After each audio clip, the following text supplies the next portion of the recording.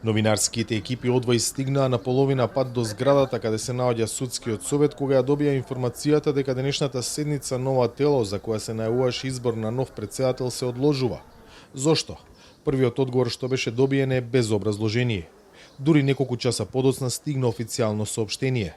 Судскиот совет на Република Северна Македонија известува дека 439-та итна седница која беше одложена за 2 мај во 11 часот се одлага. За денот и часот на одржување на седницата дополнително ќе биде објавено соопштение, стои во дописот подпишан од заменик председателот на Советот Селим Адеми.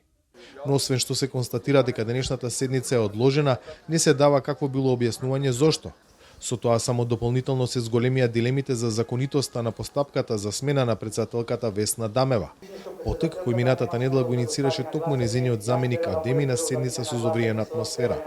Кој е за резервирана председателка Весна Дамева да крене раца? Молам студиите да бројат. Јас не учествувам ова, одлуката нема да подпишам. Председател на судски совет не може више да раководи со седницата. Ова одлука ќе биде противзаконска. На тоа дека чекорот е преседан и во најмал рака проблематичен, реагира и правни експерти и здруженија. Сметаме дека почитувањето на законот при секојдневното работење на една институција треба да биде императив во незиното работење, а особено кога станува збор за судскиот совет, кој ја обезбедува и ја гарантира самостојност и независноста на судската власт согласно Уставот на Република Северна Македонија, како и да води сметка за законитоста во постапувањето и за владењето на правото, напиша од Blueprint групата за реформи во правосудството.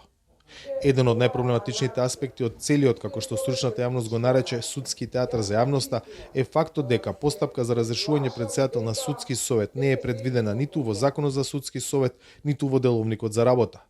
Од тука прашање е дали Дамева воопшто е формално разрешена и дека можеби поради тоа и се одолговлекува изборот на незин наследник, за што се потребни 8 гласа за од 13 членови на советот кои имаат право на глас. Начинот на смена на Дамева, која пред само 4 месеци дојде на позицијата, изнуди реакции и од меѓународната заедница. Почитувањето на владењето на правото е фундаментално и суштествено прашање за евроинтеграцијскиот пат на вашата земја. Тоа вклучува развој на независно и професионално судство и јавно обвинителство кое ги вклучува највисоките стандарди во нивниот интегритет.